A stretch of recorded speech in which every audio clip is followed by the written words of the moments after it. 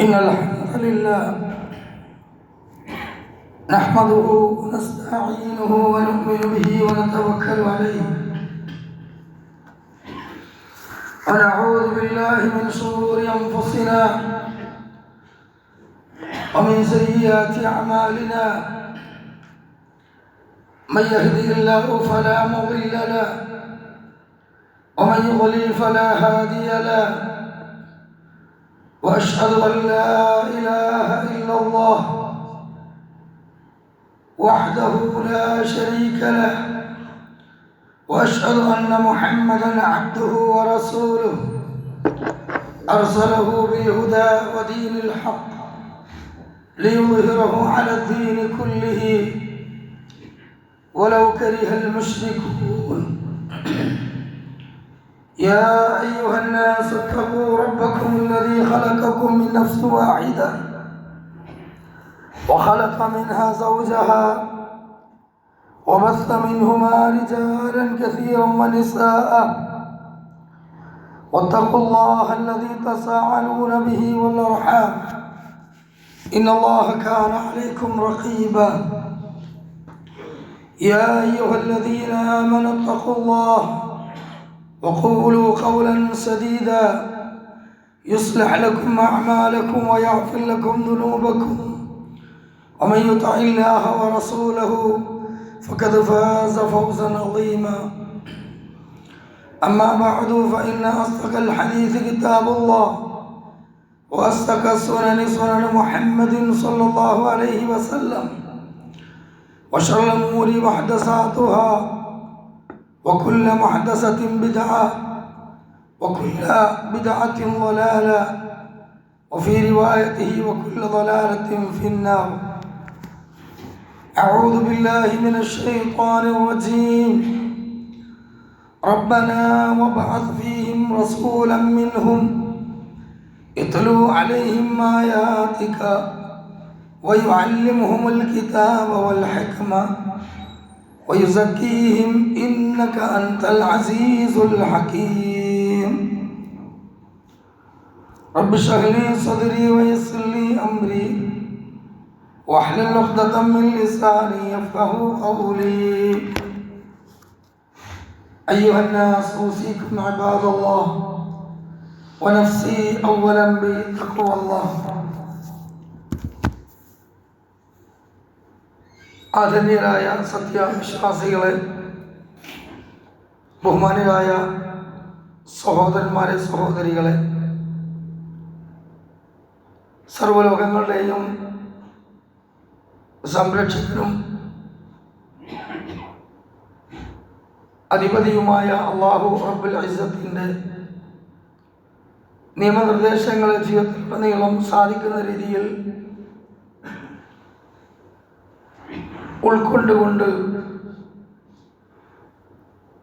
സൂക്ഷ്മതയുള്ളവരായി ജീവിക്കണമേ എന്ന് ആമുഖത്തിൽ തന്നെ എന്നോടെന്ന പോലെ ഓരോരുത്തരോടും ഉണർത്തുകയാണ്, ഉപദേശിക്കുകയാണ്.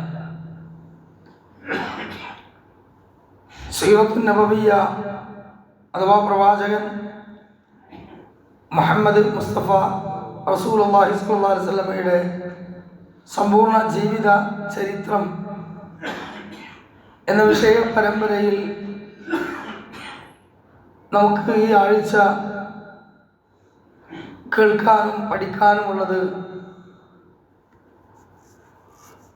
നബി സല്ലല്ലാഹു അലൈഹി വസല്ലമയുടെ അനുഗ്രഹീതമായ ജനനത്തെ സംബന്ധിച്ചാണ്.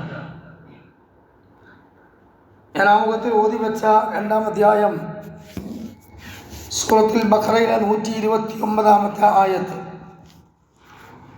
ഈ ആയത്ത് ഇബ്രാഹിം നബി അലൈഹി സ്വലാത്തു വസ്സലാം ആ അറബി സമൂഹത്തിലേക്ക് വേണ്ടി ഒരു പ്രവാചകനെ നിയോഗിക്കാൻ അള്ളാഹുവിനോട് അപേക്ഷിച്ച ഒരു ദുആയാണ്. റബ്ബനാ വബഅസ് ഫീഹിം റസൂലൻ മിൻഹും. അള്ളാഹുവേ, ഈ അറബി സമൂഹത്തിൽ നിന്ന് തന്നെ ഒരു റസൂലിനെ നീ അവരിലേക്ക് നിയോഗിക്കണം. യത്ലു അലൈഹിം ആയാതുക വയുഅല്ലിമുഹുൽ കിതാബ വൽ ഹിക്മ. നീ ആ പ്രവാചകന് ആ സമൂഹത്തിന് വേണ്ടി ഇറക്കി കൊടുക്കുന്ന വേദഗ്രന്ഥവും ആ പ്രവാചകന്റെ മാതൃകായോഗ്യമായ ജീവിതചര്യയും നീ അവർക്ക് നൽകി നീ അവരെ സംസ്കരിക്കണം. ഇന്നക അൻതൽ അസീസുൽ ഹക്കീം, നീ തന്നെയാണ് പ്രതാപശാലിയും അഗാധമായി അറിയുന്നവനും. ഈ ദുആഇന്റെ ഫലമാണ് നബി സല്ലല്ലാഹു അലൈഹി വസല്ലമ എന്ന് ഇമാം ബുഖാരി ഉദ്ധരിക്കുന്ന ഒരു ഹദീസിൽ തന്നെ നമുക്ക് കാണാൻ കഴിയും.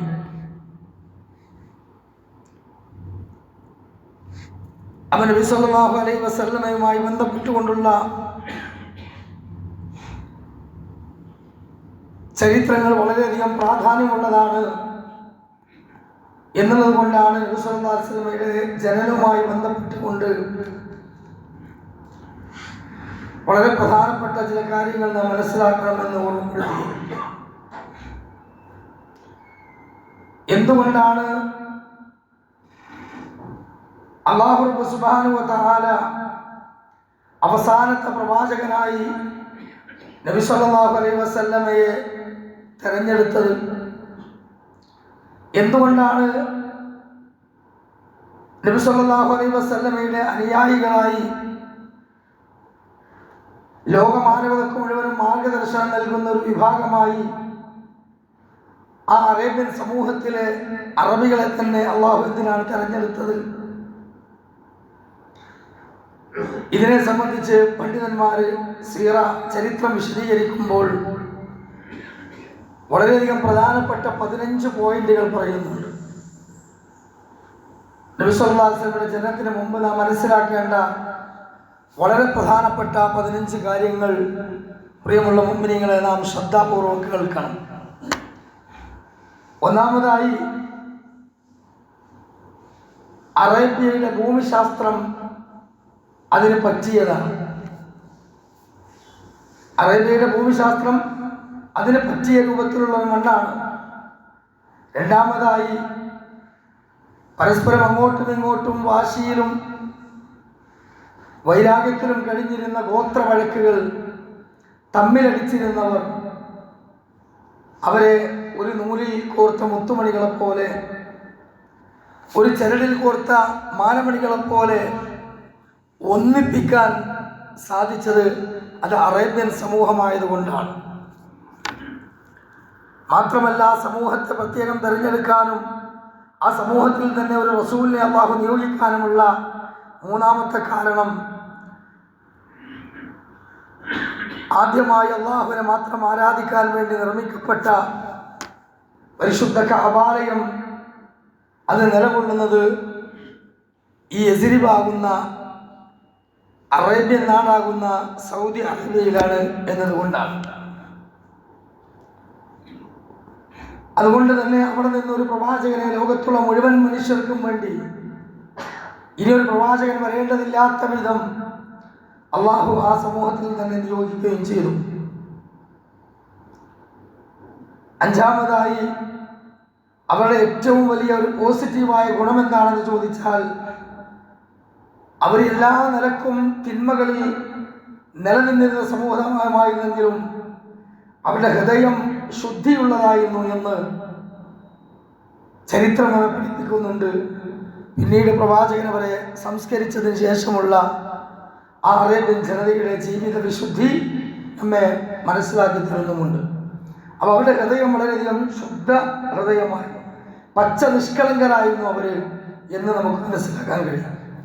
ആറാമതായി, അവർ സഹനശീലരായിരുന്നു. ഏത് ശൈത്യകാലത്തിലും ഉഷ്ണകാലത്തിലും അവർക്ക് ജീവിക്കാൻ കഴിയുന്ന ഒരു സഹനശീലമായ സ്വഭാവം അവരിലുണ്ട്. അത് ഖുർആൻ ഇറങ്ങിയ മുമ്പേ, പ്രവാചകൻ വരുന്നതിന് മുമ്പേ അറബികളിലുള്ള ഒരു സംസ്കാരമാണ്. ഏഴാമതായിക്കൊണ്ട് ത്യാഗസന്നദ്ധത, അത് വളരെയധികം കൂടുതലുള്ള ഒരു ജനതയായിരുന്നു. ത്യാഗസന്നദ്ധത, പരാജയപ്പെട്ടാലും പരിശ്രമിച്ചുകൊണ്ടേയിരിക്കും, ത്യാഗം ചെയ്യാൻ ഒരു മടിയില്ല. അത് ദീനിലേക്ക് വന്നപ്പോഴും അങ്ങനെ തന്നെയാണ്, ദീനിന് മുമ്പുണ്ടായിരുന്ന ജാഹിലിയ കാലഘട്ടത്തിലും അവരവരുടെ നിലനിൽപ്പിന് വേണ്ടിയും അങ്ങനെ തന്നെയാണ്. എട്ടാമതായി, മാസങ്ങളോളം പട്ടിണി കിടക്കാൻ കഴിയുന്നൊരു ജനവിഭാഗമാണ് അറബികൾ എന്നുള്ളതാണ്. മാസങ്ങളോളം പട്ടിണി കിടക്കും. അതോടൊപ്പം തന്നെ ഒരല്പം ഭക്ഷണമുണ്ടായാൽ തന്നെ ദിവസങ്ങളോളം ആ ഭക്ഷണം വെച്ചുകൊണ്ട് യാത്ര ചെയ്യാൻ അവർക്ക് കഴിയും. ഇതൊക്കെ ആ ഭൂമികയുടെ ഒരു പ്രത്യേകതയാണ്. ഒമ്പതാമതായി അങ്ങേയറ്റം ധീരതയുള്ള ആളുകളായിരുന്നു അവർ. ഭയം എന്ന് പറയുന്ന ഒരു സംഗതി അവരിലില്ല. ഭയങ്കര ധീരന്മാരായിരുന്നവർ എന്നുള്ളതാണ്. പത്താമതായി അവരുടെ സംസ്കാരത്തെപ്പറ്റി പഠിപ്പിക്കുമ്പോൾ വാക്കിന് വില കൽപ്പിക്കുന്നവരായിരുന്നവർ. ഒരു വാക്ക് പറഞ്ഞാൽ അത് അവരെന്ത് ചെയ്യും? പാലിക്കും. കഴിഞ്ഞ ഖുതുബയുടെ മുമ്പുള്ള ഖുതുബയിൽ നാം പറഞ്ഞൊരു പോയിന്റ് നിങ്ങൾ ശ്രദ്ധിച്ചിട്ടുണ്ടാകും. അബ്ദുൽ മുത്തലിബിന് 10 മക്കളുണ്ടെങ്കിൽ ഒരു മകനെ ഞാൻ അള്ളാഹുവിന്റെ മാർഗത്തിൽ ബലി നൽകും എന്ന് അബ്ദുൽ മുത്തലിബ് പറഞ്ഞൊരു സംഭവം ഉണ്ട്. അതെപ്പോഴാ? വെള്ളം സംസം കിണർ കുഴിക്കാൻ വേണ്ടിയിട്ട് മകൻ ഹാരിസും അബ്ദുൽ മുത്തലിബ് മാത്രം പണിയെടുക്കുമ്പോൾ ആ ഗോത്രക്കാർ പരിഹസിച്ചു. വെള്ളം കണ്ടപ്പോൾ തടഞ്ഞു. അപ്പോൾ അവിടെ വെച്ച് പ്രഖ്യാപിച്ചാണെന്ത്? എൻ്റെ കൂടെ നിൽക്കാൻ ഇപ്പോൾ ഹാരിസ് മാത്രമേ ഉള്ളൂ. അള്ളാഹു എനിക്ക് 10 മക്കളെ തരികയാണെങ്കിൽ ഒരു മകനെ ഞാൻ എന്ത് ചെയ്യും? അള്ളാഹിന്റെ മാർഗത്തിൽ ബലി കൊടുക്കും. അതാരായിരുന്നു? മുഹമ്മദ് അലൈഹിസ്സലാമിന്റെ പിതാവ് അബ്ദുള്ളയായിരുന്നു നറുക്കിട്ടത്, അല്ലേ? നറുക്കിൽപ്പെട്ടത്. ബലി കൊടുക്കാൻ വേണ്ടി തയ്യാറായിരുന്ന അള്ളാഹിനോട് പറഞ്ഞ വാക്ക് പാലിക്കലാണ്. അപ്പം ഈ വാക്ക് പാലിക്കുക എന്നത് അത് അറബികളുടെ ഒരു സ്വഭാവത്തിൽപ്പെട്ടതാണ്. അവിടെ രക്തത്തിലരിഞ്ഞതാണ്, സംസ്കാരമുള്ളതാണ് എന്ന് നമുക്ക് കാണാൻ കഴിയും. 11ാമതായിട്ടുള്ളത് അവര് ഉദാരമനസ്കരായിരുന്നു. ഉദാരമനസ്കരാണ്. ക്രൂരന്മാരൊക്കെയാണ്. സ്വന്തം ബീജത്തിൽ പിറന്ന കുട്ടി പെൺകുട്ടിയായതിൻ്റെ പേരിൽ കുഴിച്ചുമൂടപ്പെട്ട സമൂഹം വരെ അവരിലുണ്ട്. പക്ഷേ കണ്ണുനീരൊപ്പുന്ന, ജീവകാരുണ്യ പ്രവർത്തനങ്ങൾ നടത്തുന്ന, മറ്റൊരാളുടെ അവസ്ഥകൾ കണ്ടുകൊണ്ട് സഹായിക്കാൻ കഴിയുന്ന ഒരു വലിയ ഗുണമുള്ള ഉദാര മനസ്കതയുള്ള ആളുകളായിരുന്നു അവർ എന്ന് നമുക്ക് ചരിത്രം പറഞ്ഞു തരുന്നുണ്ട്. ഇതൊക്കെയാണ് അവരെ ഒരു സമൂഹത്തിന് മാതൃകയുള്ള സമൂഹമായി അള്ളാഹു അറബി വംശജനത്തിനെ തിരഞ്ഞെടുക്കാനുള്ള പല കാരണങ്ങളിൽ ഒന്ന്. 12ാമത്തെ കാര്യം, അവർ ഖുർആനിൻ്റെ ഭാഷയായ, സ്വർഗത്തിലെ ഭാഷയായ അറബി, ആ ശുദ്ധ അറബി സംസാരിക്കുന്നവരായിരുന്നു എന്നതാണ് അവരുടെ മറ്റൊരു പ്രത്യേകത. 13ാമത്തെ കാര്യം, ഓർമ്മശക്തി വളരെയധികം ഉള്ള ജനതയായിരുന്നു അവർ. ഓർമ്മശക്തി വളരെയധികം ഉണ്ട്. ഖുർആൻ നമുക്കറിയാം, ഉസ്മാൻ അഫ്ഫാൻ റളിയല്ലാഹുവിന്റെ ഭരണകാലത്താണ് 2 ചട്ടക്കുള്ളിലുള്ള 30 ജുസുകൾ ഇന്ന് നാം വായിക്കുന്ന പോലെയുള്ള ഒരു സിസ്റ്റത്തിലേക്ക് കൊണ്ടുവന്നത്. എല്ലിലും തോലിലും തുകലുകളിലും മറ്റിലുമൊക്കെ എഴുതി വെച്ചിരുന്നത് പിന്നീട് ക്രോഡീകരിച്ചുകൊണ്ട് അന്നത്തെ ഒരു സംവിധാനം അനുസരിച്ച് ഒരു മുസഹഫാക്കിയത് ഉസ്മാൻ റളിയല്ലാഹുവിനാണ്. എന്നാൽ അതിന് മുമ്പ് മുഴുവനും ഖുർആൻ സൂക്ഷിക്കപ്പെട്ടിരുന്നത് ഹൃദയങ്ങളിലാണ്. ഹിഫ്ള, അത് ഒരു ഹർഫ് പോലും തെറ്റാത്ത രൂപത്തിൽ റസൂലുള്ളാഹി സ്വല്ലല്ലാഹു അലൈഹി വസല്ലം കേട്ട 7 രീതിയിലുള്ള തജ്വീദ് നിയമങ്ങൾ കൃത്യമായി പഠിച്ചിരുന്നവരായിരുന്നു മഹാന്മാരായ റസൂലിന്റെ അനുചരന്മാർ. അപ്പോൾ അവരുടെ 14ാമത്തെ പ്രത്യേകത എന്താണ്? 13ാമത്തെ ഏറ്റവും കൂടുതൽ ഹിഫ്ള്, ഓർമ്മശക്തി കൂടുതലുള്ള ജനങ്ങളായിരുന്നു. 14ാമത്തെ കാര്യം, ഇബ്രാഹിം നബി അലൈഹിസ്സലാത്തു വസ്സലാമയുടെ പ്രാർത്ഥനയുടെ ഫലമാണ് ആ നാടിനെ അള്ളാഹു ലോകമാനവർക്ക് മാതൃകമായി തിരഞ്ഞെടുത്തതും ആ നാട്ടിൽ തന്നെ ഒരു പ്രവാചകനെ തിരഞ്ഞെടുത്തതും.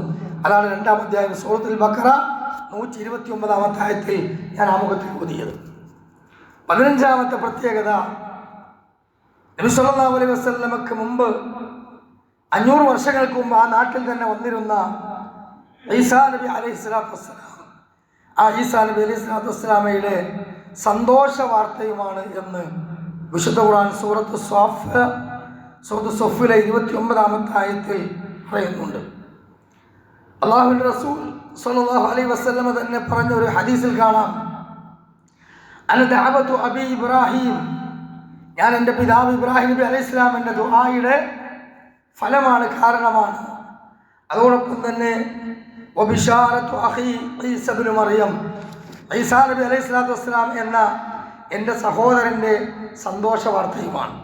അപ്പോൾ ഇബ്രാഹിം നബി അലൈഹിസ്സലാം എന്ന പിതാവിൻ്റെ പ്രാർത്ഥനയും ഈസാ അലൈഹിസ്സലാത്തു വസ്സലാം എന്ന് പറയുന്ന സഹോദരൻ്റെ സന്തോഷ വാർത്തയും കൂടി ചേർന്നതാണ് ബുഇസ്തു, എന്നെ അള്ളാഹു നിയോഗിക്കാനുള്ള കാരണമെന്ന് നബി സല്ലല്ലാഹു അലൈഹി വസല്ലം പറഞ്ഞു.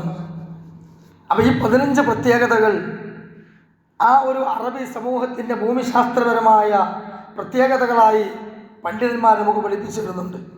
അതുകൊണ്ടാണ് അവിടെ നിന്ന് തന്നെ ഒരു പ്രവാചകനെ അള്ളാഹു നിയോഗിച്ചിട്ടുള്ളത്.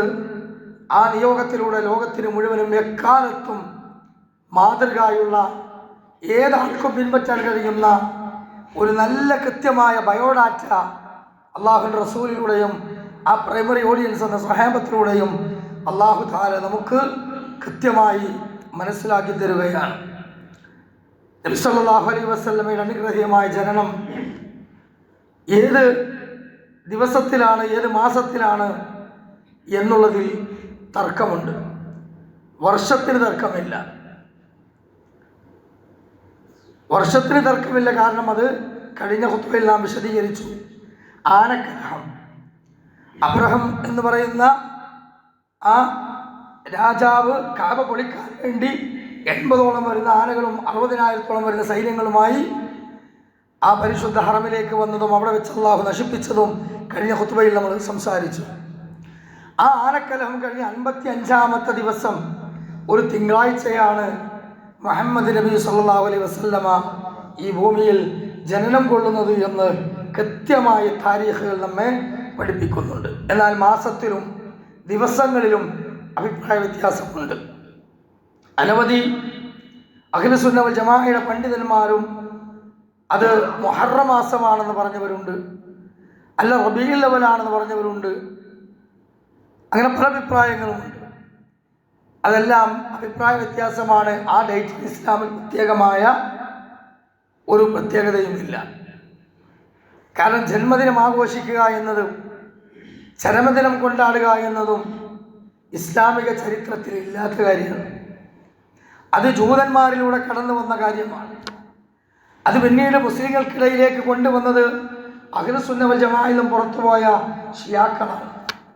അതുകൊണ്ട് തന്നെ നബി സല്ലല്ലാഹു അലൈഹി വസല്ലമയുടെ ജന്മദിനത്തിൽ സന്തോഷിക്കുക എന്ന് പറഞ്ഞാൽ അത് റബീഉൽ അവ്വൽ ആഘോഷം എന്ന് പറഞ്ഞൊരു ആഘോഷത്തിൽ സന്തോഷിക്കാനല്ല.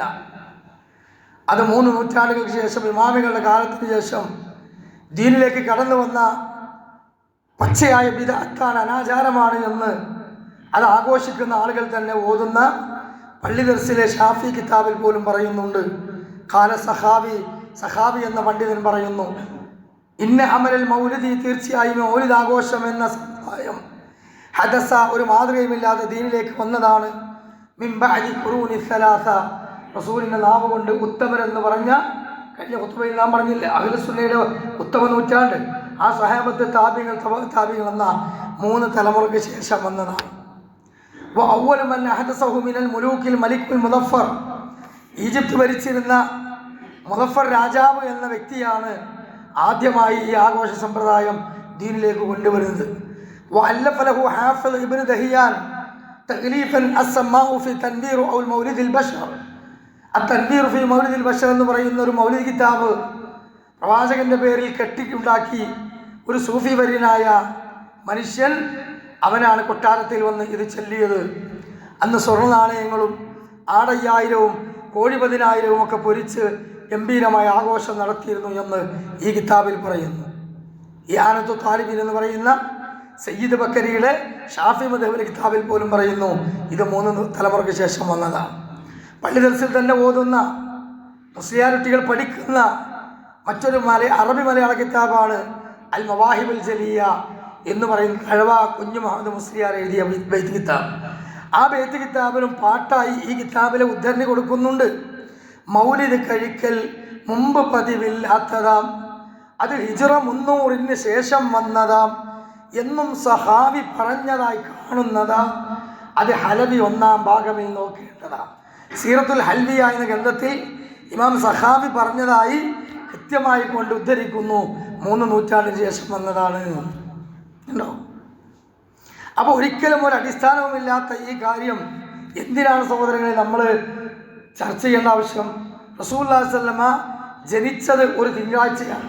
ഏത് മാസത്തിൽ ഏത് ആഴ്ചയിൽ നമുക്കറിയില്ല, ഇഖ്തിലാഫാണ്. അതുകൊണ്ട് തന്നെ നബി സല്ലല്ലാഹു അലൈഹി വസല്ലമ ആ തിങ്കളാഴ്ചയുടെ പ്രത്യേകതയായി പഠിപ്പിച്ചെന്നത് എൻ്റെ പേരിൽ നിങ്ങൾ ജന്മദിനം ആഘോഷിക്കൂ എന്നല്ല, മറിച്ച് സുഇല അൻ സൗമി യൗമിൽ ഇസ്നൈൻ, സഹാബത്ത് റസൂലിനോട് ചോദിക്കുകയാണ് സ്വല്ലല്ലാഹു അലൈഹി വസല്ലമയോട് ചോദിക്കുകയാണ്, അൻ സൗമി യൗമിൽ ഇത്നൈൻ, മുഹമ്മദ് നബിയെ റസൂലേ, തിങ്കളാഴ്ച നിങ്ങൾ നോമ്പ് അനുഷ്ഠിക്കുന്നുണ്ടല്ലോ, എന്താണ് ആ നോമ്പ്, എന്തിനാണ് ആ നോമ്പ്, അതിൻ്റെ പ്രത്യേകത എന്താണ് മുഹമ്മദ് നബിയെ? സല്ലല്ലാഹു അലൈഹി വസല്ലം പറഞ്ഞു കൊടുത്തു, ഖാല യൗമ ഉലിത്തു ഫീഹി വബുഇസ്തു ഫീഹി വഉൻസില അലയ്യ ഫീഹി. സഹാബികളെ, ഞാൻ തിങ്കളാഴ്ച നോമ്പ് നോക്കുന്നതിന് കാരണം ഞാൻ ജനിച്ചത് തിങ്കളാഴ്ചയാണ്. എനിക്ക് അല്ലാഹു തആല പ്രവാചകത്വം എന്ന നുബുവത്ത് നൽകിയത് തിങ്കളാഴ്ചയാണ്. എനിക്ക് അല്ലാഹു തആല ഖുർആൻ ആയത്തുകൾ അവതരിപ്പിച്ചു തന്നതും തിങ്കളാഴ്ചയാണ്. അപ്പോൾ ഖുർആൻ ഇറങ്ങിയത് ഒരു തിങ്കളാഴ്ചയാണ്. റസൂലുള്ളാഹിനെ പ്രവാചകനായി അല്ലാഹു തിരഞ്ഞെടുത്ത തിങ്കളാഴ്ചയാണ്. റസൂലുള്ളാഹി ജനിച്ചതും തിങ്കളാഴ്ചയാണ്. അപ്പോൾ നിങ്ങൾ എന്താ ചെയ്യേണ്ടത്? നിങ്ങൾ യാ നബി സലാം അലൈക്കും, യാ റസൂൽ സലാം അലൈക്കും എന്ന് പറഞ്ഞ് റോട്ടിക്ക് ദഫും ചിലങ്കിയെടുത്ത് അല്ലേ, പെൺകുട്ടികൾ ആൺകുട്ടികളൊക്കെ ഇറക്കി റോഡ് ബ്ലോക്കാക്കി മീലാദ് ഫസ്റ്റും മീലാദ് ഈറ്റും മീലാദ് കേക്കും ഉണ്ണി മുഹമ്മദ് എന്നും പറഞ്ഞ് ഒട്ടകപ്പുറത്തും കുതിരപ്പുറത്തും അറബി തട്ടൊക്കെ ഇട്ടിട്ട് പിന്നെ മേക്കപ്പ് ചെയ്ത് ഒരു ചെക്കൻ ഇറക്കിയാണ്ട് നിങ്ങൾ റബീഉൽ അവ്വൽ ആഘോഷിച്ചോളി റസൂൽ പറഞ്ഞത് അല്ല. അത് ക്രിസ്ത്യാനികളുടെ ജൂതന്മാരുടെ പണിയാണ്, ഷിയാക്കളുടെ പണിയാണ്, മുസ്ലിമുകളുടെ പണിയല്ല. അതുകൊണ്ട് നിങ്ങൾ ചെയ്യേണ്ടത് അതല്ല, മറിച്ച് നിങ്ങൾ തിങ്കളാഴ്ച നോമ്പ് നോൽക്കൂ. അതാണ് പ്രവാചക സ്നേഹം, അതാണ് റസൂലിന്റെ സുന്നത്തിനോട് താല്പര്യമുള്ളവർ ചെയ്യേണ്ടത്. അപ്പൊ സഹോദരങ്ങളെ, മുഅ്മിനീങ്ങളെ, സത്യവിശ്വാസികളെ, റസൂലുള്ളാഹി സ്വല്ലല്ലാഹു അലൈഹി വസല്ലമ ജനിച്ചു. ജനിച്ച ഉടനെ തന്നെ അബ്ദുൽ മുത്തലിബ് ആ കുഞ്ഞിനെ വാരിയെടുത്ത് കഅബാലയത്തിന്റെ മുറ്റത്ത് വന്നു. എന്നിട്ട് അള്ളാഹുവിന് സ്തുതി അർപ്പിച്ചുകൊണ്ട് അബ്ദുൽ മുത്തലിബ് പാടിയ പാട്ട് ചരിത്രങ്ങളിൽ നമുക്ക് കാണാൻ കഴിയും. മാത്രമല്ല വസമ്മാഹു മുഹമ്മദ്, മുഹമ്മദ് എന്ന പേരും അബ്ദുൽ മുത്തലിബ് തന്നെയാണ് നൽകിയത്. എന്താ മുഹമ്മദ് എന്ന് പറഞ്ഞാൽ? കഴിഞ്ഞ ചരിത്രത്തിൽ നമ്മൾ പറഞ്ഞു, റസൂലുള്ളാഹി സ്വല്ലല്ലാഹു അലൈഹി വസല്ലമയുടെ സിഫാത്തുകൾ അതിൽ പറഞ്ഞതെന്താണ്? സ്തുതിക്കപ്പെട്ടവൻ, എന്നും സ്തുതിക്കപ്പെട്ടവൻ, എന്നും പ്രശംസിക്കപ്പെടുന്നവൻ എന്നാണ് ആ പേരിൻ്റെ അർത്ഥം. 1400 ചില്ലാന വർഷങ്ങൾ കഴിഞ്ഞും ഈ മിമ്പറിൽ വെച്ച് നമ്മൾ ആ മുഹമ്മദ് നബി സല്ലല്ലാഹു അലൈഹി വസല്ലമയെ സ്മരിക്കുന്നത്. അതാണ് ആ പേരിൻ്റെ അർത്ഥം, സ്തുതിക്കപ്പെട്ടവൻ, എന്നും എന്നും ഓർക്കപ്പെടുന്നവൻ എന്നാണ്. മാത്രമല്ല മുഹമ്മദ് നബി സല്ലല്ലാഹു അലൈഹി വസല്ലമക്ക് പേര് നൽകിയ അബ്ദുൽ മുത്തലിബ് 7-ാം ദിവസം തന്നെ ചേലാകർമ്മം ചെയ്തു, അബ്ദുൽ മുത്തലിബിൻ്റെ കൈ കൊണ്ട് തന്നെ. ഈ സുന്നത്തുകളൊക്കെ റസൂലുള്ള വരുന്നതിന് മുമ്പേ അവിടെ ഉണ്ട് സഹോദരങ്ങളെ. 7-ാം ദിവസമാണ് നമുക്ക് ഒരു കുട്ടിയുടെ മുടി കളയുക, ചേലാകർമ്മം ചെയ്യുക, പേരിടുക. ഇതെല്ലാം കൂടെ 7 ദിവസം ചെയ്യൽ വളരെയധികം പുണ്യകരമാണ്. 7 ദിവസം കഴിഞ്ഞിട്ടില്ലെങ്കിലോ 14-ആക്കാം, 14 കഴിഞ്ഞിട്ടില്ലെങ്കിലോ 40-ആക്കിക്കോളി, 40 കഴിഞ്ഞിട്ടില്ലെങ്കിലോ മുടിയൽച്ചിൽ നമുക്ക് ആയുഷ്കാലത്തിനടിയിൽ എപ്പോഴും നടത്താം. ചേലാകർമ്മം അങ്ങനല്ല. ചേലാകർമ്മം വിശ്വാസിയുടെ ഫിത്രത്താണ്.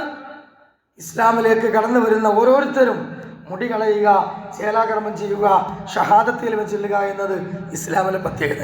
നമുക്ക് പിന്നെ മുടി കളയലും ചേലാകർമ്മമുള്ളൂ, ഷഹാദത്തിൽ നമ്മൾ ചെല്ലേണ്ട ആവശ്യമില്ല. അത് ഇസ്ലാമിക സൊസൈറ്റിയിൽ ജനിച്ചു വളർന്നവർക്ക് മാത്രമുള്ള ഒരു എക്സ്റ്റൻഷനാണ്, ഇളവാണ്. അതുകൊണ്ട് അബ്ദുൽ മുത്തലിബ് 7-ാമത്തെ ദിവസം തന്നെ ചേലാകർമ്മം ചെയ്തു. അങ്ങനെ ആമിന ബീവി എന്നറിയപ്പെടുന്ന റസൂലുള്ളാഹി സ്വല്ലല്ലാഹു അലൈഹി വസല്ലം ഉമ്മ മുലയൂട്ടി. ഈ 2 വർഷത്തിനിടയിൽ ആമിന ബീവി മാത്രമല്ല മുലയൂട്ടിയത്, മറിച്ച് വീണ്ടും 2-3 സ്ത്രീകൾ റസൂലുള്ളാഹി സ്വല്ലല്ലാഹു അലൈഹി വസല്ലമക്ക് മുലയൂട്ടിയിട്ടുണ്ട്. മുലകുടി പ്രായത്തിൽ അവരെല്ലാം മാതാവിൻ്റെ സ്ഥാനത്താണ്. അവരെല്ലാം മാതാവിൻ്റെ സ്ഥാനത്താണ്. അന്നും അങ്ങനെ തന്നെയാണ്, ഇന്നും അങ്ങനെ തന്നെയാണ്. 3 ദിവസം തുടർച്ചയായി ഒരു സഹോദരി മറ്റൊരു സഹോദരിയുടെ, മറ്റൊരു പെണ്ണിൻ്റെ, ഏട്ടത്തിയാകട്ടെ, അഞ്ചത്തിയാകട്ടെ, അയൽവാസിയാകട്ടെ, കുടുംബമാകട്ടെ, ആർക്കായാലും ആ അമ്മിഞ്ഞപ്പാല് ആ സഹോദരിയുടെ കുട്ടി ഈ സഹോദരിയുടെ മാറിൽ നിന്ന് കുടിച്ചിട്ടുണ്ടെങ്കിൽ പണ്ഡിതന്മാർ അതിനെ തഖ്സീസ് ചെയ്തുകൊണ്ട് പറഞ്ഞു, 3 തവണയായി കുടിച്ചിട്ടുണ്ടെങ്കിലും പരിഗണിക്കപ്പെടുന്നതാണ്. 3 ദിവസം തുടർച്ചയായി കുടിച്ചാൽ ഒരു സംശയം വേണ്ട, അത് രക്തബന്ധമായി. പിന്നെ ആ സഹോദരി ഉണ്ടാകുന്ന ആൺകുട്ടിക്ക് ഈ സഹോദരി വിവാഹം ചെയ്യാൻ പറ്റില്ല. അത് ഉമ്മയുടെ സ്ഥാനത്താണ് ആ സഹോദരി ഉള്ളത്, മറ്റുള്ള പെങ്ങളുടെ സ്ഥാനത്താണ് വരിക. അവരിൽ ആൺകുട്ടി ഉണ്ടായാൽ ഈ ആൺകുട്ടിക്കും ആ പെൺകുട്ടിക്കും ഒരുമിച്ച് യാത്ര ചെയ്യുക ആങ്ങള പെങ്ങളുടെ സ്ഥാനമാണ് അവിടെ. അത് ഇസ്ലാമിൻ്റെ ഫിത്രത്താണ്. അത് റസൂലുള്ളാഹി വരുന്നതിന് മുമ്പ് തന്നെ അവിടെ ഉണ്ടായിരുന്നു എന്ന കാര്യം നമ്മൾ മനസ്സിലാക്കണം. 4-ാം അധ്യായം സൂറത്തുൻ നിസാ 23-ാമത്തെ ആയത്തിൽ അല്ലാഹു തആല പറഞ്ഞിട്ടുണ്ട്, വഉമ്മഹാതികും അല്ലാത്തി അർളഅനകും വഅഖവാതികും മിനർ റളാഅതി. നിങ്ങൾ മുല നൽകിയ സ്ത്രീകൾ ഉമ്മമാരുടെ സ്ഥാനത്താണ്. ആ മകൾ നിങ്ങൾക്ക് സഹോദരിമാരെ പോലെയാണ്. ഖുർആൻ പറഞ്ഞിട്ടുള്ള കാര്യമാണ്.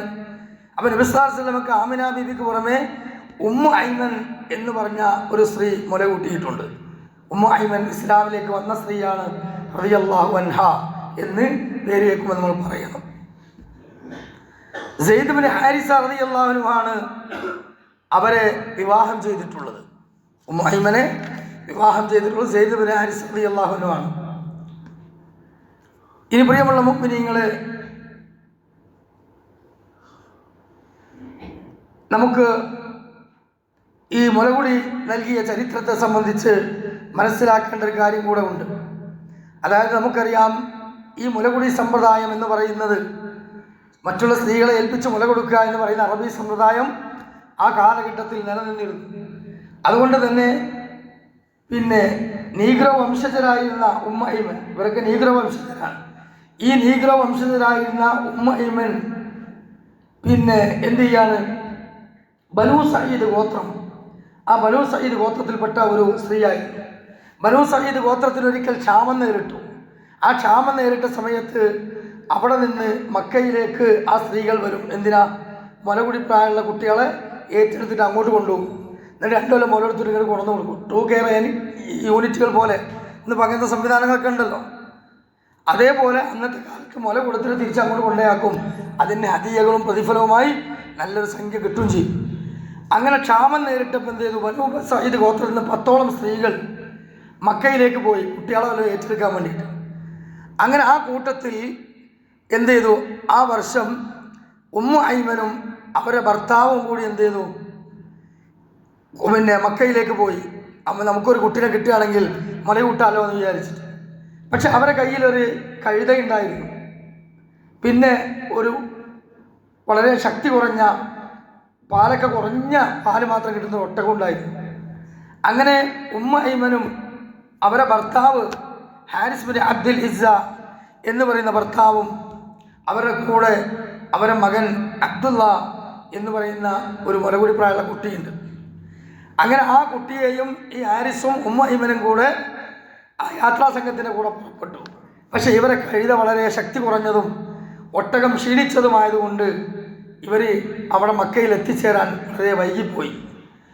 സംഭവിച്ചത് എന്താണ്, അവിടെ അവർ പതിയെ എത്തിയപ്പോഴേക്കും അവിടെ ഏകദേശം നല്ല തറവാടും പൈസയൊക്കെ ഉള്ള കുടുംബത്തിൽ നിന്ന് 9ഓളം കുട്ടികളെ ആദ്യം ആ പോയ ഗോത്രത്തിലെ ബനൂ സഈദ് ഗോത്രത്തിലെ സ്ത്രീകൾ ഏറ്റെടുത്ത് കൊണ്ടുപോയി.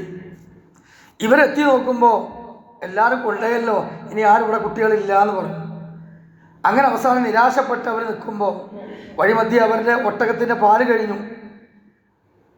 ഉമ്മയും മാറിലാണെങ്കിൽ മുലപ്പാലും വറ്റി കുട്ടിക്ക് പോലും ഇല്ലാത്തൊരവസ്ഥയാണ്. അപ്പോൾ അത്രയും ദൂരം അവിടെ എത്തി തിരിച്ച് ഒരു കൈയോടെ പോയാൽ പട്ടിണിയുമാണ്. അതുകൊണ്ട് എന്ത് ചെയ്യുമെന്ന് വിചാരിച്ച് നിന്നപ്പോൾ അവരോട് പറഞ്ഞു, കാര്യപ്പെട്ട കുടുംബത്തിൽ നിന്ന് പൈസയുള്ള കുട്ടികളൊക്കെ കൊണ്ടുപോയി, ഇനി ഉള്ളത് വാപ്പല്ലാത്ത ഒരു യതീമായ കുട്ടിയുണ്ട് ഇവിടെ. വളരെ ലൈഫായൊരു കുടുംബമാണ്. ആമിന എന്ന് പറഞ്ഞ സ്ത്രീയാണ്. അവരെ ഒരു കുട്ടിയുണ്ട്, മുഹമ്മദ്, യതീമാണ് കുട്ടി. അപ്പോൾ തന്നെ അവർക്ക് താല്പര്യം കുറഞ്ഞു. കാരണം എന്താ, യതീമായ മക്കളെ എടുത്താൽ കൂടുതൽ ഗിഫ്റ്റും അധികമൊന്നും കിട്ടൂല. ഏതായാലും വന്നതല്ലേ എന്ന നിലയ്ക്ക് എന്ത് ചെയ്തു, പെറുങ്കയോടുകൂടി മടങ്ങണ്ടായ നിലക്ക് അവരെന്ത് ചെയ്തു, ഹാരിസ പറഞ്ഞു നമുക്ക് ആ കുട്ടിയായിട്ട് പോവുക. അങ്ങനെ അവർ മനസ്സോടെ അവർ തിരിച്ചു പോവുകയാണ്. സഹോദരങ്ങൾ, അത്ഭുതകരമായ യാത്രയാണ് ഇനി നടക്കാൻ പോകുന്നത്. അങ്ങനെ ആമിന ബീവിയുടെ മുമ്പിൽ വെച്ചുകൊണ്ട് തന്നെ ഉമ്മു ഐമൻ മുലപ്പാലുള്ള തള്ളയാണ് ഞാൻ എന്ന് വിചാരിക്കാൻ വേണ്ടിയിട്ട് എന്ത് ചെയ്യാണ്, ഓരോ മുമ്പിൽ പോപ്പിക്കാൻ വേണ്ടിയിട്ട് അബ്ദുള്ളാനെ എടുത്തിട്ടൊന്ന് മുല കൊടുക്കുകയാണ്. അല്ല, മുഹമ്മദിനെ എടുത്തിട്ട് മുല കൊടുക്കുകയാണ്. മുലപ്പാലില്ല. പക്ഷേ ഓലെ മുമ്പൊന്ന് തിരക്കടില്ലാന്ന് വിചാരിക്കാൻ വേണ്ടി ചെയ്താൽ അത് കൊടുക്കാൻ വേണ്ടിയിട്ട് മുലക്കണ്ണി കുട്ടിയുടെ വായിലേക്ക് വെച്ചപ്പോഴേക്കും തുരുതുര പാലുകൾ ചുരക്കുകയാണ്. ഉമ്മൈമൻ തന്നെ അത്ഭുതപ്പെടുകയാണ്, വറ്റിക്കിടന്ന ഈ മുലപ്പാലിൽ എങ്ങനെ പിന്നെ പാല് വന്നു. അങ്ങനെ ആ കുട്ടി മാഷാഅല്ലാഹ് മുഹമ്മദ് വയറ് നിറച്ച് കുടിച്ചു. ഉടനെ തന്നെ തൻ്റെ ചെറിയ കുട്ടി അബ്ദുള്ളാക്കും കൂടെ കൊടുത്തിട്ട് എന്ത് ചെയ്തു, ഉമ്മൈമൻ വയറ് നിറച്ച് കൊടുത്തു. അവർ റാഹത്തായി. ഇവർ രണ്ടാളും പട്ടിണി ആയാലും കുഴപ്പമില്ല, കുട്ടികളെ വയറ് നിറഞ്ഞല്ലോ. അവർ തിരിച്ചു പോവുകയാണ്.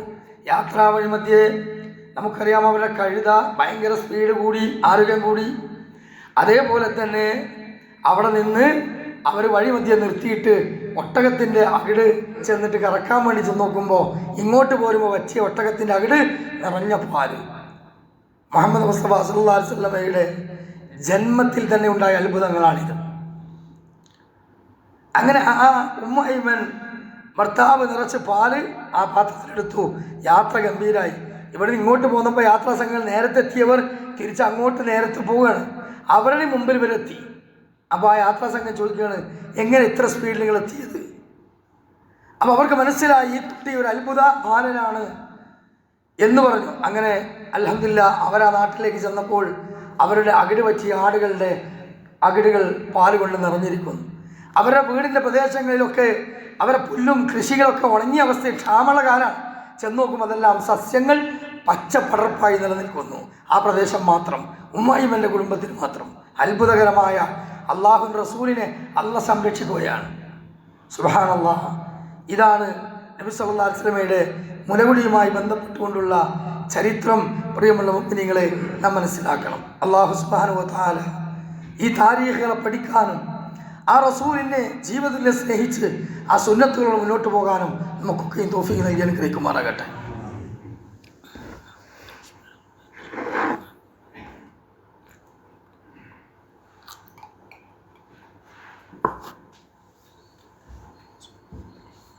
അൽഹംദുലില്ലാഹ് വസ്സലാത്തു വസ്സലാമു അലാ റസൂലില്ലാഹ് വഅലാ ആലിഹി വസഹ്ബിഹി അജ്മഈൻ. അമ്മാ ബഅദ്. ഇത്തഖുല്ലാഹ ഇബാദല്ലാഹ്. ഊസിക്കും വഇയ്യായ സാനിയം ബിത്തഖ്വല്ലാഹ്. ഒരിക്കലും അള്ളാഹുവിനെയും അവൻ്റെ വിധിവിലക്കുകളും ജീവിതത്തിൽ പാലിച്ചുകൊണ്ടും സൂക്ഷ്മതയിലവരായി ജീവിക്കണമെന്ന് ഓർമ്മപ്പെടുത്തുകയാണ്. അങ്ങനെ ഉമ്മ ഐമൻ അല്ല ഹലീമ ബീവി ഈ കുട്ടിയെ മുലയൂട്ടി നല്ല ആരോഗ്യവാനായി, നല്ല തടിച്ചു കൊഴുത്ത കുട്ടിയായി. 2 വർഷം കഴിഞ്ഞാൽ തിരിച്ചേൽപ്പിക്കണം, അതാണ് കരാറ്. തിരിച്ചു കൊണ്ടുപോകുമ്പോൾ ഇവർക്ക് ഭയങ്കര ദുഃഖം. കാരണം ഈ കുട്ടി വന്നതിന് ശേഷം അവർക്ക് വളരെയധികം സാമ്പത്തികമായ ഉന്നമനമുണ്ട്. ആ കുട്ടിയെ വളർത്തിയതിന് ശേഷം അവർക്ക് എല്ലാ നിലക്കും ഹൈറുണ്ട്. അതുകൊണ്ട് തന്നെ ഇനി ഈ കുട്ടിനെ കൊണ്ടുപോയാൽ ഇതൊക്കെ ഞങ്ങൾക്ക് കിട്ടൂലല്ലോ എന്ന ഒരുതരം വിശ്വാസം അവരിലുണ്ട്. ചുരുക്കി പറഞ്ഞാൽ മക്കയിലാണെങ്കിൽ ആ സമയത്ത് ഒരു വൈറസ് പനിയുണ്ട്, ഭയങ്കര മരണം സംഭവിക്കുന്ന വൈറസ് പനിയാണ്. അപ്പോൾ ഈ സന്ദർഭത്തിൽ ഹലീമയും ഭർത്താവും തിരിച്ചു ചെന്നിട്ട് പറഞ്ഞു,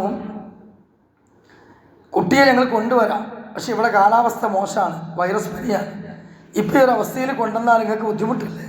കുറച്ച് കാലം കൂടി ഞങ്ങൾ നോക്കട്ടെ, അത് കഴിഞ്ഞിട്ട് പോരെന്ന് ചോദിച്ചു. അപ്പോൾ ആ ഒരു പശ്ചാത്തലം ആയതുകൊണ്ട് അവരുടെ ആഗ്രഹം പോലെ നടന്നു. എന്നാൽ പിന്നെ കുറച്ച് കാലം കൂടി കഴിഞ്ഞിട്ട് കൊണ്ടുവന്നാൽ മതി എന്ന് പറഞ്ഞു. അങ്ങനെ വീണ്ടും മുഹമ്മദ് നബി സല്ലല്ലാഹു അലൈഹി വസല്ലമ ആ ഹലീമയുടെയും അതുപോലെ തന്നെ അവരുടെ കുട്ടികളുടെയും ഇടയിൽ ജീവിച്ചു കൊണ്ടിരിക്കുകയാണ്, അവിടെ കളിച്ചു കൊണ്ടിരിക്കുകയാണ്. അങ്ങനെ ശുദ്ധമായ അറബി പഠിച്ച് നല്ല സംസ്കാരത്തിൽ വളർന്ന് ആ കുട്ടികളുടെ കൂടെ കളിച്ചു കൊണ്ടിരിക്കുന്ന സന്ദർഭത്തിൽ ഇമാം മുസ്ലിം ഉദ്ധരിക്കുന്ന മറ്റൊരു സംഭവം അവിടെ നടക്കുകയാണ്. അഥവാ ശക്കുസ്വദർ, ഹൃദയം പുലർത്തി, നെഞ്ചു പുലർത്തി ഹൃദയം പുറത്തെടുത്ത് അതിൽ നിന്ന് ഒരു പൈശാചികമായ ഒരു കയ്പിനെ അള്ളാഹുവിൻ്റെ റസൂലിൻ്റെ ഹൃദയത്തിൽ നിന്ന് ഒഴിവാക്കുന്ന അത്ഭുതകരമായ സംഭവം. ആരാണ് ആ ഓപ്പറേഷൻ നടത്തിയത്? ആ ഓപ്പറേഷൻ നടത്തിയത് ഇമാം ബുഖാരിയും മുസ്ലിമും സംയുക്തമായി ഉദ്ധരിക്കുന്നു. റസൂലുള്ളാഹി സ്വല്ലല്ലാഹു അലൈഹി വസല്ലമയുടെ നെഞ്ചു പുലർത്തി ഓപ്പറേഷൻ നടത്തിയത് ജിബ്രീൽ അലൈഹിസ്സലാത്തു വസ്സലാമയാണ്. ഹലീമയുടെ മക്കൾ പറയുകയാണ്, ഞങ്ങൾ മുഹമ്മദിൻ്റെ കൂടെ കളിച്ചുകൊണ്ടിരിക്കുമ്പോൾ പെട്ടെന്ന് 2 വെള്ള വസ്ത്രധാരികളായ ആളുകൾ വന്നു. എന്നിട്ട് മുഹമ്മദിനെ അവർ ബലമായി പിടിച്ചു കുറച്ച് അപ്പുറത്തേക്ക് കൊണ്ടുപോയി മലർത്തിക്കിടത്തി. ഞങ്ങൾ പേടിച്ച് ദൂരെ നിൽക്കുമ്പോൾ കാണുന്ന രംഗം നെഞ്ച് പുലർത്തുകയാണ്. നെഞ്ച് പുലർത്തി അതിൽ ഹൃദയം പുറത്തെടുക്കുകയാണ്.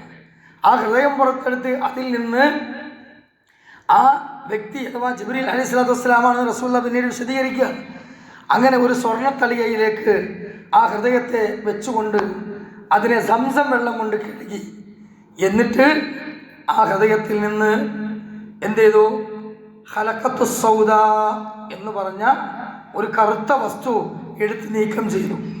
അതിനെപ്പറ്റി റസൂലുള്ളാഹി സ്വല്ലല്ലാഹു അലൈഹി വസല്ലം പറയുന്നത് ഹാദാ ഹല്ലു ശൈത്വാന മിൻക്, ഹാദാ ഹല്ലു ശൈത്വാന മിൻക്, അഥവാ ജിബ്രീൽ അലൈഹി സ്വലാത്തു വസ്സലാമ പ്രവാചകന്റെ ഹൃദയത്തിൽ നിന്ന് എടുത്ത് നീക്കം ചെയ്ത ആ കറുത്ത വസ്തു എന്ന് പറയുന്നത് അത് പിശാചിൻ്റെ ഒരു ഭാഗമാണ്.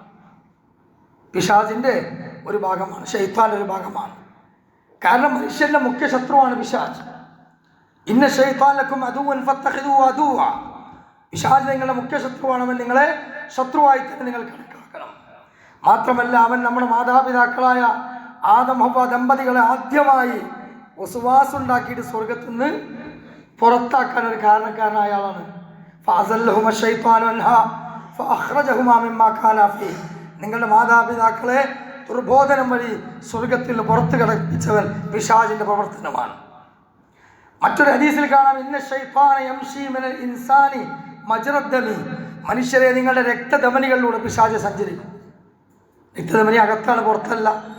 അപ്പോൾ നമ്മുടെ ശാസ്ത്ര സാങ്കേതിക സംവിധാനങ്ങൾ കൊണ്ടോ പഞ്ചേന്ദ്രിയ വ്യവസ്ഥകൾ കൊണ്ടോ നമുക്കൊരിക്കലും തന്നെ കാണാനോ മനസ്സിലാക്കാനോ കഴിയാത്ത, എന്നാൽ നമ്മോടൊപ്പം ഭൂമിയിൽ തന്നെ കുടുംബമായി ജീവിക്കുന്ന ഒരു വർഗം അഥവാ ജിന്ന് വർഗം ഇവിടെ ഉണ്ട്.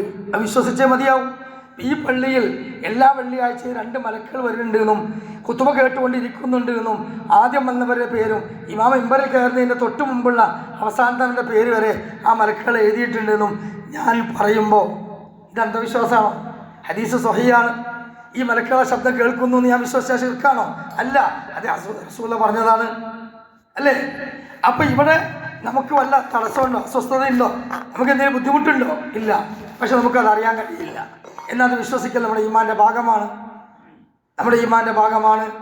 ആ രൂപത്തിൽ പ്രിയമുള്ള മുഅ്മിനീങ്ങളെ, റസൂലുള്ളാഹി സ്വല്ലല്ലാഹു അലൈഹി വസല്ലം അടങ്ങുന്ന എല്ലാ മനുഷ്യർക്കും അല്ലാഹു തആല പിശാചിൽ നിന്ന് ഒരു കൂട്ടുകാരനെയും മലായിക്കത്തിൽ നിന്ന് ഒരു മലക്കായ കൂട്ടുകാരനെയും അല്ലാഹു തആല നമുക്ക് തന്നിട്ടുണ്ട്. ഇമാം ബുഖാരി ഉദ്ധരിക്കുന്ന സ്വഹീഹുൽ ബുഖാരിയിൽ കാണാം, അല്ലാഹുവിൻ്റെ റസൂൽ സ്വല്ലല്ലാഹു അലൈഹി വസല്ലം പറയുന്നു, നിങ്ങളിൽ ഓരോരുത്തർക്കും നന്മയിലേക്ക് നിങ്ങളെ പ്രേരിപ്പിക്കുവാൻ ഒരു കരീനായ മലക്കുണ്ട്, തിന്മയിലേക്ക് നിങ്ങളെ പിടിച്ചു വലിക്കാൻ, അതിനുവേണ്ടി ദുർബോധനം നൽകാൻ ശൈത്താനായ ഒരു കരീനുമുണ്ട്. 2 കൂട്ടുകാർ നമുക്കുണ്ട്, ഇടത് ഭാഗത്തും വലത് ഭാഗത്തും. ഇവർ നന്മയിലേക്കും തിന്മയിലേക്കും നമ്മൾ ഒരേ സമയം പ്രേരിപ്പിച്ചുകൊണ്ടിരിക്കും. നമ്മൾ ആരെയാണോ പിൻപറ്റുന്നത് അതനുസരിച്ച് നമ്മൾ സ്വർഗ്ഗം നരകവും വ്യക്തമാവും. നബി സല്ലല്ലാഹു അലൈഹി വസല്ലം പറഞ്ഞു, ഉറങ്ങാൻ കിടക്കുന്ന സമയത്ത് ഓരോരുത്തർ ശ്രദ്ധിച്ചോളി, ഉറങ്ങാൻ കിടക്കുന്ന സമയത്ത് ഈ 2 മലക്കുകൾ നമ്മുടെ മുമ്പിൽ ഹാജരാകും. ഈ കരീനും ഈ മലക്കും, 2 ശൈത്താനും മലക്കും ഹാജരാകും. ആദ്യത്തെ അവസരം ആർക്ക് അല്ലാഹു തആല കൊടുക്കുന്നത്? മലക്കിനാണ്. ആ മലക്ക് മുഅ്മിനായവനോട് പറയും, അത്രേ ഇഖ്തിം ബിഖൈർ, നീ ഉറങ്ങാൻ പോകണം, നല്ലത് കൊണ്ട് അവസാനിപ്പിക്കും, നല്ലത് കൊണ്ട് അവസാനിപ്പിക്കും എന്ന് പറഞ്ഞാൽ മുൽക്ക് ഓതി, സജദ ഓതി, ആയത്തുൽ കുർസി ഓതി, ഫലക്കു നാസക്ക് ഓതി, ഒതുവെടുത്ത് ബിസ്മി റബ്ബി വലാത്ത് ജംബി എന്നാണ് ദിക്ർ ചൊല്ലി കയ്യിൽ ഊതി തടവുക. അതാണ് ഏറ്റവും നല്ല സുന്നത്ത്. ഇത് ചെയ്താൽ പിശാച് അവനിൽ നിന്ന് മാറി നിൽക്കും. ഓർക്കൊരു അധികാരം ആ സമയത്ത് രാത്രിയില്ല. എന്നാൽ 2ാമത്തെ അവസരം ഈ ദുർബോധനം മലക്ക് നൽകുമ്പോൾ ഇത് നമ്മൾ പിൻപറ്റി ഈ സുന്നത്ത് സ്വീകരിച്ച ഹൈറായി. പക്ഷേ ഈ ദുർബോധനം നമ്മുടെ മനസ്സിൽ വരുമ്പോൾ, അല്ലെങ്കിൽ ഈ നല്ല ബോധം നമ്മുടെ മനസ്സിൽ വരുമ്പോൾ നമ്മളതിനെ അവോയ്ഡ് ചെയ്യും, അല്ലെങ്കിൽ നമ്മളെ മൈൻഡ് ചെയ്യൂല. ഉടനെ പിശാച് അവിടെ കയറിയിട്ട് പറയുന്നത് ചുറ്റുപാടുകൾക്ക് ഫോൺ ചെയ്തിട്ടോ ഫിലിം കണ്ടിട്ടോ മ്യൂസിക് കണ്ടിട്ടോ എന്തെങ്കിലുമൊക്കെ വർത്തമാനം പറഞ്ഞിട്ടോ അങ്ങനെ കടന്നുറങ്ങും. ഒന്നുമില്ല, മുൽക്കില്ല, സദയില്ല, ആയത്തുൽ കുർസിയില്ല, ഫലക്കില്ല, നാസില്ല, പ്രാർത്ഥനകളൊന്നുമില്ല, കണ്ടുറങ്ങും. അപ്പോൾ പിശാചിൻ്റെ പിടുത്തത്തിലായിരിക്കും. അതുകൊണ്ടാണ് രാവിലെ സുബഹിസ്കരിക്കാൻ വേണ്ടി പള്ളിയിൽ വരാത്ത ഒരാളെ പറ്റി നബി സല്ലല്ലാഹു അലൈഹി വസല്ലമയുടെ മുമ്പിൽ വെച്ചു സ്വഹാബത്ത് സംസാരിച്ചപ്പോൾ റസൂൽ ചോദിച്ചു, ആരെ പറ്റിയാണ് പറയണേ? അപ്പോൾ പറഞ്ഞു, ഹാദാ റജുലുൻ നായിം, ഒരു ഉറങ്ങണ മനുഷ്യനെ പറ്റിയാണ്. അത്താസ്ബഹ കായിമ, അയാൾ സുബഹിക്ക് വരാതെ ഉറങ്ങി തന്നെയാണ്. റസൂലുള്ളാഹി പറഞ്ഞു, അത് പ്രശ്നമാക്കേണ്ട, എന്താ കാരണം? ബാല ശൈത്വാന ഫീ ഉദ്നിഹി, അവൻ്റെ 2 കാതുകളിലും പിശാച് മൂത്രം ഒഴിച്ചിട്ടുണ്ട്. നമ്മളെ കാതിന് മണത്തോ മൂത്രത്തിന് മണമുണ്ടോ, ചെവി അടഞ്ഞിക്കണോ? ഇല്ല. അത് റസൂലുള്ളാഹി പറഞ്ഞത് വിശ്വസിക്കുക. അത് എങ്ങനെയും ചോദിക്കേണ്ട ആവശ്യം നമുക്കില്ല. വഹിയുടെ നബി പറഞ്ഞ് വിശ്വസിക്കുക. അപ്പോൾ സുബഹിക്ക് പള്ളിക്ക് വരാത്തവൻ്റെ കാരണം പിശാചിനെ തൂറാനും പാത്താനുള്ള ക്ലോസറ്റ് ആയിട്ട് നമ്മളെ കാത് കാണിച്ചു വിട്ടിട്ടുണ്ട് പല ആൾക്കാർ. അതുകൊണ്ടാണ് സുബഹിക്ക് പള്ളിക്ക് എത്താൻ പറ്റാത്തത്. മനസ്സിലായോ? അപ്പോൾ റസൂലുള്ളാഹി സ്വല്ലല്ലാഹു അലൈഹി വസല്ലമയുടെ ഹൃദയത്തിൽ നിന്ന് ഈ ഹല്ലു ശൈത്താൻ എന്ന ഈ തിന്മകളിലേക്ക് പ്രേരിപ്പിക്കുന്ന കറുത്ത വസ്തുവിനെ പൂർണ്ണമായി ഒഴിവാക്കി ജിബ്രീൽ അലൈഹിസ്സലാത്തു വസ്സലാം അതിനെ മുറി കൂട്ടി. അങ്ങനെ നബി സല്ലല്ലാഹു അലൈഹി വസല്ലം നീല കളറായിരുന്നു എന്ന കുട്ടികൾ വന്നപ്പോൾ ഹലീമാവിൻ്റെ അടുത്ത് ഓടി. ഹലീമ വന്ന് നോക്കുമ്പോൾ മുഹമ്മദിനെ കണ്ടു. ഉടനെ പേടിച്ചു. ഇനി ഇവിടെ എത്തിയാൽ എന്തെങ്കിലും സംഭവം ഉണ്ടാവുമെന്ന് പേടിച്ചിട്ട് ഉടനെ തന്നെ തിരിച്ച് മക്കയിലേക്ക് എത്തിച്ചു. അപ്പോൾ പെട്ടെന്ന് എന്തേ കൊണ്ടുവന്നതെന്ന് വെച്ചു. കുറച്ച് കാലം കഴിഞ്ഞിട്ട് കൊണ്ടുവരാമെന്ന് പറഞ്ഞ് കൊണ്ടുപോയതല്ലേ. അപ്പോൾ കുറേയൊക്കെ ഇങ്ങനെയൊക്കെ പറഞ്ഞു. ലാസ്റ്റ് ആമിനെ ചോദിച്ചപ്പോൾ പറഞ്ഞു ഇങ്ങനെ അത്ഭുതം ഉണ്ടായി. ആ സമയത്ത് മുഹമ്മദിൻ്റെ ഉമ്മയായ ആമിനെ പറയുന്ന ചില വാക്കുകളുണ്ട്. നിങ്ങൾക്ക് തോന്നുന്നുണ്ടോ എൻ്റെ മകന് വല്ല ശൈത്താൻ ബാധിച്ചിട്ട് എന്തെങ്കിലും സംഭവിച്ചതാ, ജിന്ന് കൂടിയതാണ്? അല്ല, എൻ്റെ മകൻ ഭാവിയിൽ എന്തോ ഒരു വലിയ സ്ഥാനത്തെത്താനുള്ള കുട്ടിയാണ്. കാരണം അവനിൽ ഞാൻ ഗർഭിണിയായ സമയത്ത് പോലും അത്ഭുതങ്ങൾ ഒരുപാട് എൻ്റെ ജീവിതത്തിൽ തന്നെ നടന്നിട്ടുണ്ട് എന്ന് ആമിന പറഞ്ഞത് സീറത്ത് നബവിയ എന്ന സ്വീകാര്യമായ തഫ്സീറുകളിൽ രേഖപ്പെടുത്തിയിട്ടുണ്ട്. ഇൻഷാ അല്ലാഹ് അത് അടുത്ത ഖുത്ബയിൽ ആവേശത്തോട് കേൾക്കാനും അത് മനസ്സിലാക്കാനും വേണ്ടി നമ്മളെല്ലാവരും നേരത്തെ എത്തുക. ഈ സീറത്ത് നബവിയ എന്ന പ്രവാചകൻ മുഹമ്മദ് മുസ്തഫ സ്വല്ലല്ലാഹു അലൈഹി വസല്ലമയുടെ ജീവിത ചരിത്രങ്ങളെ നാം മനസ്സിലാക്കുക. അല്ലാഹു റബ്ബ് സുബ്ഹാനഹു വ തആല ഖുർആന്റെ സുന്നത്തിൻ്റെയും സ്വീകാര്യമായ സീറകളുടെയും അടിസ്ഥാനത്തിൽ പ്രവാചകൻ്റെ സമ്പൂർണ്ണ ജീവിതത്തെ പഠിച്ച് അത് നമ്മുടെ മക്കൾക്കും സമൂഹത്തിനും എത്തിച്ചു കൊടുക്കുന്ന ഏറ്റവും നല്ല മാതൃകയുള്ളവരായ അള്ളാഹു നമ്മെ എല്ലാം സ്വീകരിക്കുമാറാകട്ടെ. അല്ലാഹുമ്മ ഗ്ഫിർ ലിൽ മുഅ്മിനീന വൽ മുഅ്മിനാത്ത് വൽ മുസ്ലിമീന വൽ മുസ്ലിമാത്ത് അൽ അഹ്യാഇ മിൻഹും വൽ അംവാത്ത് ഇന്നക മുജീബു ദഅവാതി യാ ഖാദിൽ ഹാജാത്ത് റബ്ബനാ ഹബ് ലനാ മിൻ അസ്വാജിനാ വദുരിയ്യാതിനാ ഖുർറത അയ്ൻ വജഅൽനാ ലിൽ മുത്തഖീന ഇമാമാ റബ്ബനാ തഖബ്ബൽ മിന്നാ ഇന്നക അൻതസ് സമീഉൽ അലീം വതുബ് അലൈനാ ഇന്നക അൻതത് തവ്വാബുർ റഹീം واغفر لنا إنك غفور رحيم. سبحان ربك رب العزة عما يصفون والسلام